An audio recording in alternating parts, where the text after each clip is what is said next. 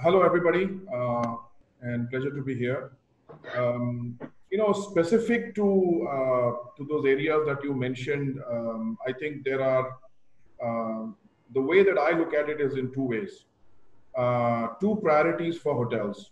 One is what would call as contactless or touchless from a technology perspective, and on the other hand, what I would call as what would be necessary from a non-technology perspective, so to speak, because it is a misnomer to believe that when we speak about touchless, we are only talking about technology, and I think that point has been made very, very valid by the previous speakers. Sure. So if you look at check-ins, I think some of the technology like pre-arrival choices that you're able to make today, just like you can sort of select an airline seat. Technology is today available and will be proliferating in the next few years. Is about having a lot of choices pre-arrival. Check-in and check-out kiosks, I think, is a fairly well-established technology today. Room access is an established and a well-run technology today, being adopted by various hotel companies across the world. I think app-based services, which eliminate human contact, like IRD ordering, is again very, very prevalent today. Contactless payment modes is again very obviously something that's happened in the last few couple of years, but it has sort of bounced ahead due to this pandemic. Restaurant reservation and ordering mechanisms, I think, have become contactless from an app perspective or from an online perspective. But I think it's also important to look at some of the aspects which do not use technology, and whether it is self-service from a perspective of serving the food, whether we are looking at self-help kiosks. I think as an industry, we have always been way ahead in the kitchen as far as hygiene practices are concerned. And if you look at the ISO certifications or the HACCP certifications, I think we are in a big advantage as compared to any other business where we have been ahead of the game as far as hygiene practices is concerned in the kitchen. I think the two areas that we need to work on, and all companies are working on, including ours, is the supply chain management, where you need to make sure that your receiving area and the stuff that's coming from the vendor and your outreach of the vendor program is well captured in your safety and hygiene processes. And I think the other area is with regards to the people practices themselves. And we're all hoteliers, seasoned hoteliers. We know that in the past, and I'm talking about really way back in the past, we used to have hygiene issues in our lockers. We used to have hygiene issues in our uniform exchanges and so on and so forth. So I think these two aspects, one is on the supply chain management and the other with regards to human and people practices, whether it is cafeteria, whether it is uniform exchange, whether it is locker, all that needs to come into place. Obviously, there is now more robust chemicals and processes that are coming out with the two established partners and vendors in the space of hygiene management.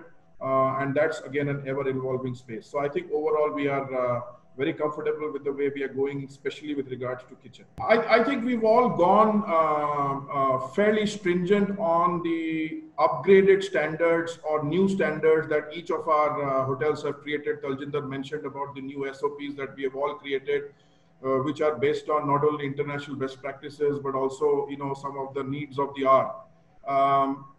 My point of view is there is a certain panic or a certain, for want of a better word, overexertion and a lot of stress currently because of the pandemic and how it's phasing out today.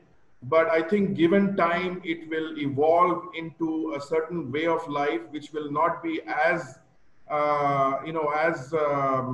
stringent from a customer's perspective as it is today. But the rules of the game would have changed at an upgraded level, but it will subside into a more sort of arrangement between what is currently happening in a very, very high panic or a high level of hygiene to what we have seen in the past, which is more personalized, more contact-based, more touch-based, more based. So I think the rules of the game would have changed, but it will come back to a certain new normal. Excellent. Our personal lives are concerned. One of the fact is that on the one hand, you are boxed in at home with your family. You have a responsibility towards your own self and your own family. And so obviously for all of us, that becomes a very, very big priority in order to make sure that if we were to lead from the front, we first have to ensure that we are at the top of our health and maintain that with our immediate family. But we also cannot forget that all of us in some form or fashion are responsible for a business, and a business which carries along with it a numerous number of people and their livelihoods. And so obviously at this point of time, it's a juxtaposition of what your personal responsibilities are and what you can do with the time that you get because you're not going home. But how can you be creative? How can you be out of the box? How can you really reinvent the whole mechanism of how we are operating our hotels today in order to stay ahead of the game? And I think the other aspect that we also need to be very, very conscious of is, and I say this to all my general managers, the first 2-3 months was actually easier because everything was shut, nobody was open, and we were all waiting and we were hoping that the first 21 days is all that is going to be impacted. And as things unfold right now, we realize that there are various levels of impact that each of our destinations are having.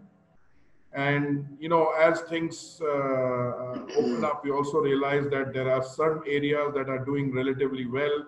We are probably more optimistic on those markets, and then there are some which are not so optimistic.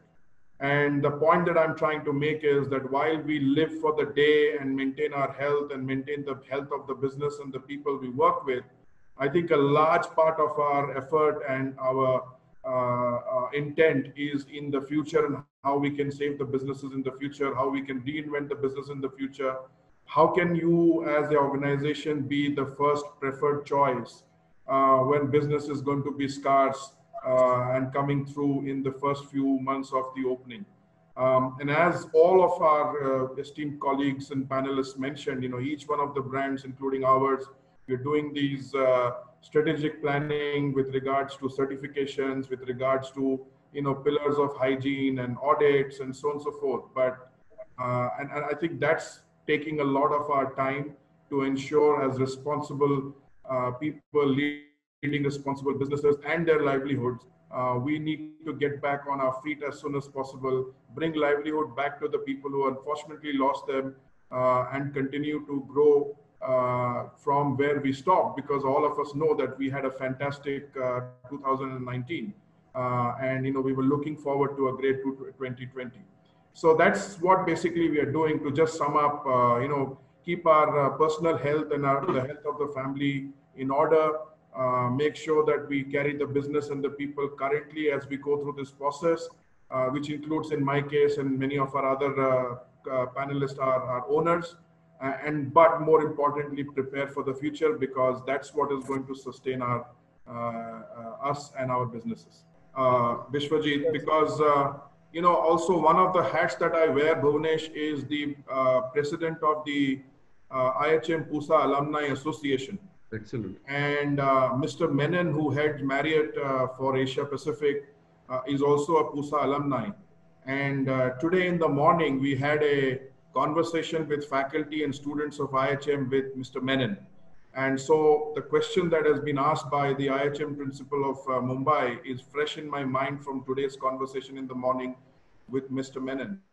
And I would like to just repeat what he said from two perspectives. One, from the perspective of what additional programs and courses that we can do at this point of time, I would say there is enough knowledge and information out there with regards to hygiene and hygiene practices, touchless practices, and all the SOPs that are there now with regards to managing the COVID pandemic. So I think what should be the focus would be more on looking forward, educating and learning during the time when there are offer letters given but assignments not started.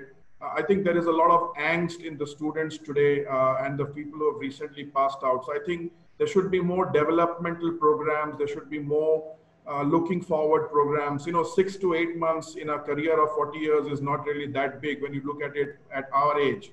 So I think that's the focus that we should probably be doing in terms of encouraging the young students. But one of the things that struck me, which I would like to share, is that he did mention about certain aspects that are not covered in the hotel management curriculum today, which include stuff like entrepreneurship, startup technology, and revenue management and stuff like that, which are very relevant at the level of operating businesses and hotels, but could possibly be looked at from a curriculum perspective in colleges.